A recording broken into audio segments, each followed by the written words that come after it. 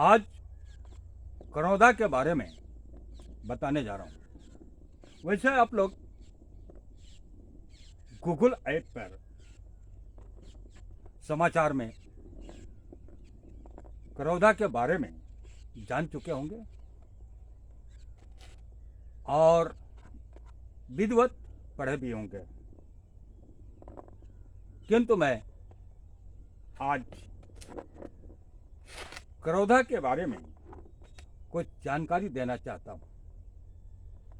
ये देखिए करौदा है, देख रहे होंगे, ये करौदा है, अभी ताजा तोड़ा गया है करौदा है।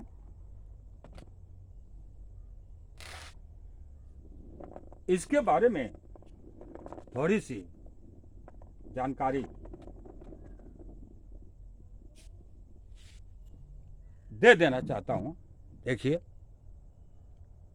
करौदा है और बहुत देखे होंगे, लेकिन कुछ पके हुए देखे होंगे, कुछ अधपके देखे होंगे और कुछ कच्चे में भी देखे होंगे।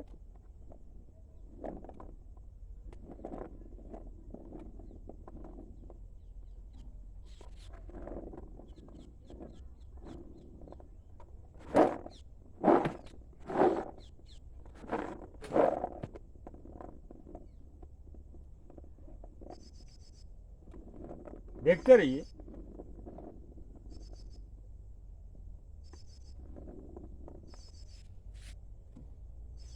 ये कच्चा करौदा है, ये कच्चा करौदा है। इस करौधे से आप चटनी, अचार, मुरब्बा आदि आसानी से बना सकते हैं। और कुछ लोग इस करौधे की सब्जी भी बनाते हैं। कुछ लोग बनाते होंगे, लेकिन हमारे यहाँ ऐसा रिवाज नहीं है। केवल चटनी, अचार और मुरब्बे बनाए जाते हैं। कच्चे करौधे ले लीजिए और इसकी चटनी बना लीजिए। पके करौधे, इस तरह के करौधे आप लेंगे तो इसके मुरब्बे आसानी से बनते हैं, बहुत आसानी से बनते हैं। इनको हल्का बॉईल कर लें, मतलब गर्म पानी में इसको उबाल लें। ज़्यादा नहीं उबालें, हल्का उबालें, जिससे ये गल न पाए। थोड़ा थोड़ा कड़ापन इसमें होना चाहिए। इसके बाद चाशनी बनाकर उस चाशनी में इस मुरब्बे को डाल, इस करौधे को डालकर मुरब्बा बना लीजिए। कुछ दिनों तक आप इसको चाशनी में भिगोए रहें, जिससे इसमें आसानी से भरपूर मात्रा में चाशनी घुस जाए या समा जाए, या चाशनी से सराबोर हो जाए। और इसको इच्छा अनुसार 1 दाना, 2 दाना, जितना इच्छा करता है आप इसका मुरब्बा खा सकते हैं। ये किसी तरह का नुकसान नहीं करता है, किसी तरह का नुकसान नहीं करता है। और बताया भी गया है कि इस करौधे में, अर्थात इस करौधे के उपयोग से कई प्रकार के विटामिन मिलते हैं, कई प्रकार के विटामिन मिलते हैं, और यह शरीर के लिए, स्वास्थ्य के लिए लाभदायक भी होता है, स्वास्थ्य के लिए लाभदायक भी होता है। कुछ लोग इस करौंधे का जूस भी पीते हैं। प्रतिदिन 100 ml 200 ml अपने इच्छा अनुसार इसका जूस पीते हैं। बताते हैं कि इसका जूस पीने से स्वास्थ्य के लिए काफी लाभदायक होता है। इसका जूस पीने से स्वास्थ्य के लिए काफी लाभदायक होता है और इससे अनेक प्रकार की या अनेक तरह के विटामिन भी प्राप्त होते हैं। अब ये जो है, आप करौंधे के बारे में थोड़ी सी जानकारी प्राप्त किया। इन करौंधों को, कच्चे करौंधों को आप चटपटा चटनी आसानी से बना सकते हैं। इसमें कोई दिक्कत नहीं, कोई परेशानी नहीं, और बड़े शौक से इसकी चटनी खाई जाती है। देखते होंगे यह कच्चा करौंधा है, इसके साथ में टूट गया। इनको जो है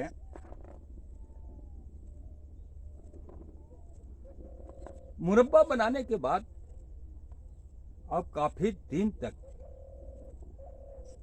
अर्थात काफी दिनों तक, 1 महीना 2 महीना 6 महीने तक आसानी से रख सकते हैं। ये खराब नहीं हो सकता। करौंधे की चटनी, मुरब्बा और अचार के बारे में बाद में बताऊंगा। कुछ लोग इस तरह के कच्चे करौंधे ले लेते हैं, इनको टुकड़ों में बांट लेते हैं, टुकड़ों में छोटा कर लेते हैं और मसालेदार सब्जी बनाते हैं। हम लोगों ने अभी इसका उपयोग नहीं किया है, इसलिए विशेष तौर से इसके बारे में जानकारी नहीं कि सब्जी इसकी कैसी लगती है। किंतु इतना अनुभव है, अंदाजा है कि खट्टापन इसमें होगा। अगर इसकी सब्जी बनाई जाए तो चटपटा और खट्टापन होगा। कभी की बात है, बहुत पुरानी बात, इस तरह के कहीं कहीं पर पेड़ दिखाई देते थे। हम लोग इसको पनियाला कहते थे, या इसी की दूसरी वैरायटी होगी, दूसरा किस्म होगा जो पनियाला के नाम से प्रसिद्ध है। पनियाला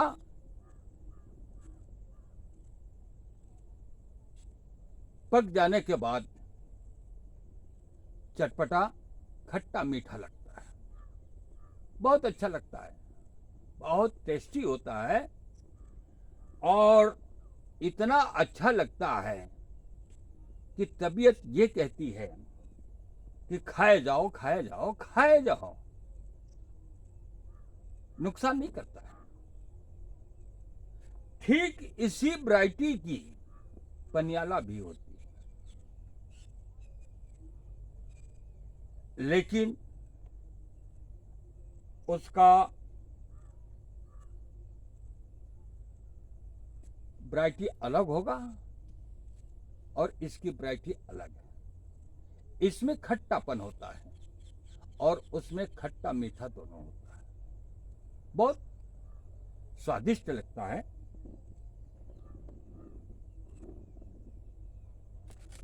तो चटनी, मुरब्बा, सब्जी के बारे में बता चुका। अभी थोड़ा सा इंतज़ार कीजिए, ज़्यादा नहीं, 2-3 मिनट का इंतज़ार कीजिए, अभी मैं समझाता हूँ।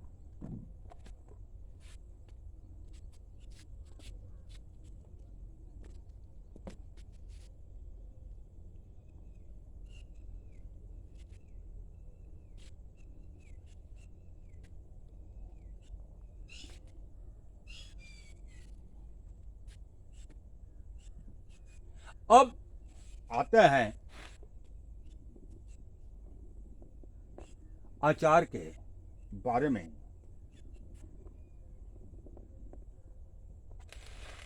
कि अचार किस तरह से बनाए जाते हैं और कैसे बनाए जाते हैं। आपने चटनी, सब्जी, मुरब्बा के बारे में जान चुके, अब अचार के बारे में थोड़ा जान लें।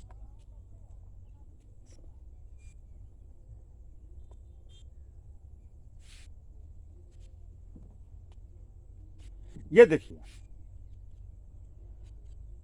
ये कटा हुआ करौंधा है। ये कटे हुए करौंधे हैं। आप आराम से देखिए, शौक से देखिए, इत्मीनान से देखिए। ये कटे हुए करौंधे हैं। इसको कल काटा गया है और थोड़ा धूप आज दिखा दिया गया।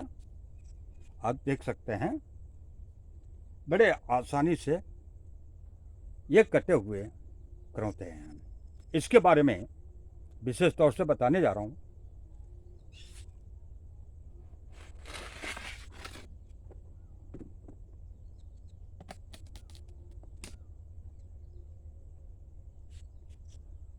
थोड़ा सा और कुछ बता देना चाहता हूँ। करौंधे काटते समय थोड़ा ध्यान देना पड़ता है। कुछ लोग गोलाई में काटते हैं और कुछ लोग लंबाई में काटते हैं। कुछ लोग गोलाई में काटते हैं, इस तरह से काटते हैं, और कुछ लोग लंबाई में काटते हैं। और इसको मैंने लंबाई में काटा है। देखिए, इसको लंबाई में काटा है। इन करौंधों को काट करके 2 भागों में कर लेते हैं। इन करौंधों को काट करके 2 भागों में कर लेते हैं। इसमें कोई परेशानी नहीं है। 2 भागों में कर लिया, इतना तो समझ में आ गया होगा। 2 भागों में करौंधे को काट करके अलग कर लिया। अब इसके बाद थोड़ा सा अगला स्टेप है।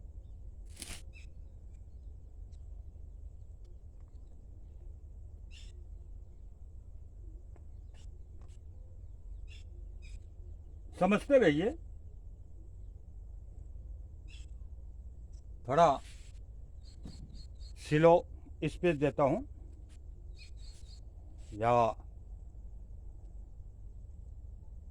हल्के में या रुक रुक करके समझाता हूँ कि ताकि आपको आसानी से समझ में आ जाए।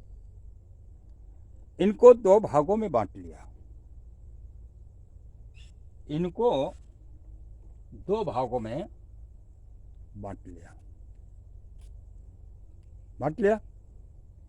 अब इसमें बीज दिखाई दे रहे होंगे। देखिए,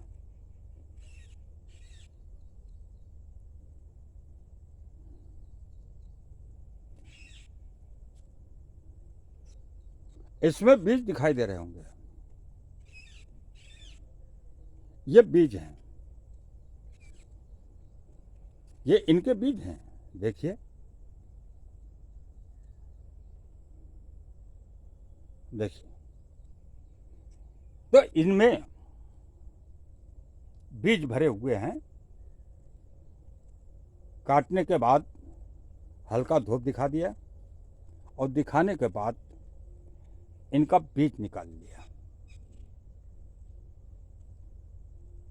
इनका बीज निकाल लिया। देखिए किस तरह से निकाला जाता है।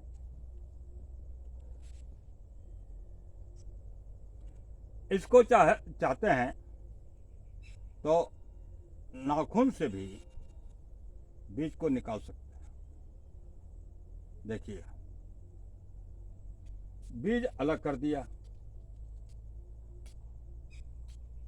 सभी टुकड़ों से बीज को अलग कर दिया।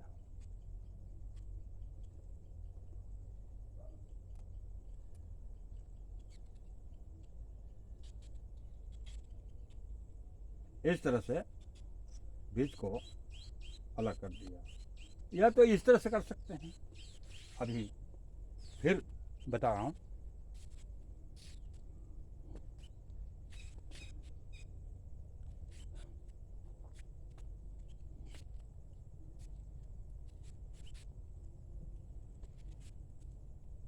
या किसी नोकदार चाकू से या किसी भी तरह से इनके बीजों को अलग कर लें। ये देखिए दिखाई दे रहा होगा। ये देखिए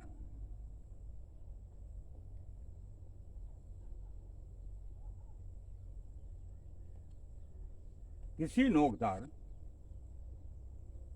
चाकू से या किसी और औजार से इनको आसानी से बीजों को करौधे से अलग कर लेते हैं।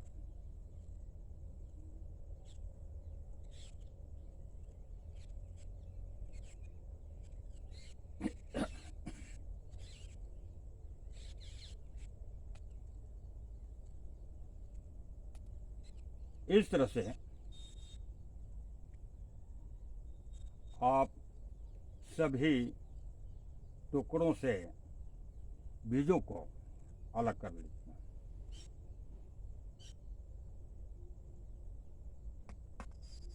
लेकिन एक चीज और ध्यान देने योग्य है, ध्यान देने की जरूरत है।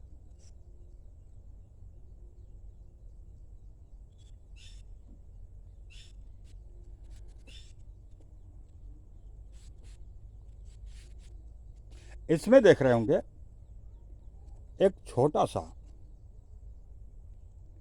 टुकड़ा, ये देखिए, ये बीजों के साथ रहता है और ये कड़ा होता है। जिस तरह से मैंने कटहल, लीची के बारे में बताया था, ये नुकसानदायक होता है।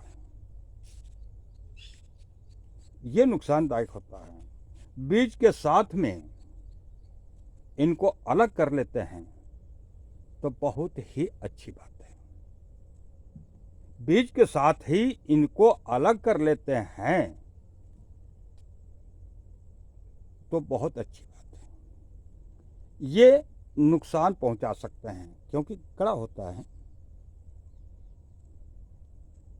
तो इनको साफ कर लिया।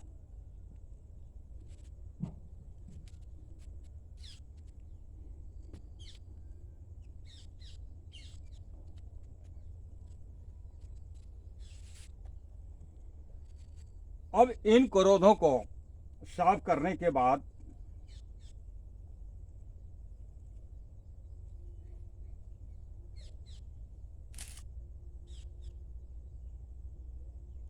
दोबारा समझ लीजिए, इन करोधों को या टुकड़ों को साफ करने के बाद हल्के तेल में इसको भून लेते हैं। हल्के तेल में मतलब हल्की आंच हो, ये जलने न पाए, बिल्कुल केवल थोड़ा सा इसमें सौंधा आ जाए, हल्का हल्का इसको भून लेते हैं। इससे दूसरा फायदा यह होता है कि इसमें जो पानी का अंश रह जाता है वो सूख भी जाता है तेल के साथ में। लेकिन इतना ध्यान रखिएगा, कोई भी अचार बनाइएगा तो शुद्ध सरसों का तेल होना चाहिए। शुद्ध सरसों के तेल से अचार कभी खराब नहीं होते। और अचार में जब तेल डालते हैं तो उसको हल्का सा जला लेना चाहिए, क्योंकि कोई भी तेल पानी युक्त होता है। सरसों का तेल निकालते समय उसमें पानी का प्रयोग किया जाता है, या किसी भी तरह का सूरजमुखी का तेल, सोयाबीन का तेल, यानी किसी भी अलसी का तेल, किसी भी तेल को निकालते समय मशीन में हल्का सा पानी का फुहारा देते हैं ताकि तेल आसानी से निकल जाए। तो कोई भी तेल हुआ उसमें पानी का अंश होता है, पानी युक्त होता है, इसलिए तेल को जब गर्म करेंगे तो भाप द्वारा पानी उड़ जाएगा।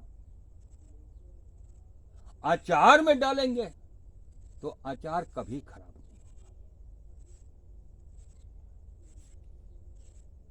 होगा। अब रही बात मसाले की, तो धनिया, जीरा, सौंफ, अजवाइन और दरा हुआ सरसों, यानी सरसों को दो भागों में दर करके कर लेते हैं। दरा हुआ सरसों, उसके साथ में अगर धनिया आदि मसालों को पीस करके पाउडर बना लेते हैं तब भी कोई बात नहीं, कोई परेशानी नहीं, कोई दिक्कत नहीं। अगर दो टुकड़ों में बांट करके या दो टुकड़ों में उसको दर करके मसाला डालते हैं तो कभी भी अचार खराब नहीं होगा। आवश्यकता अनुसार मिर्च डालिए, अपने स्वाद के अनुसार।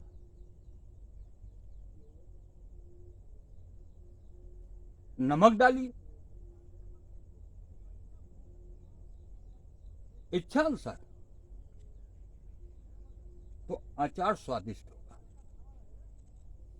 मसाले में दोबारा समझ लीजिए, मसाले में धनिया,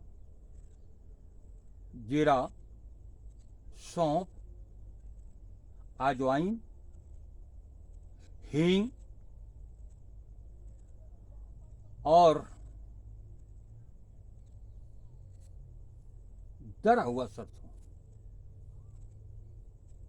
इन सबको अगर दर के डालते हैं या पाउडर बना के डालते हैं, ये तो आपकी इच्छा पर डिपेंड करता है कि आप किस तरह से अचार बनाते हैं।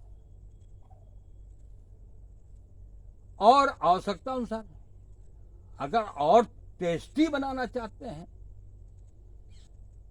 तो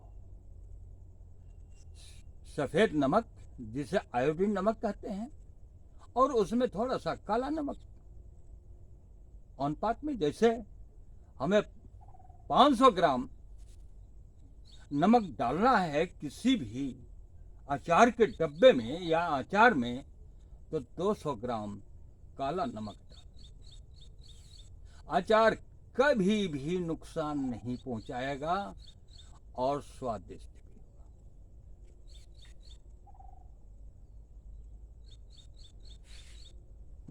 तो अचार के बारे में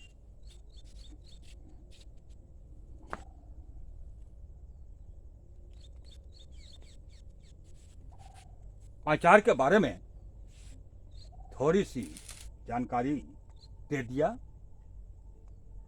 और यहीं पर विराम भी देता हूं।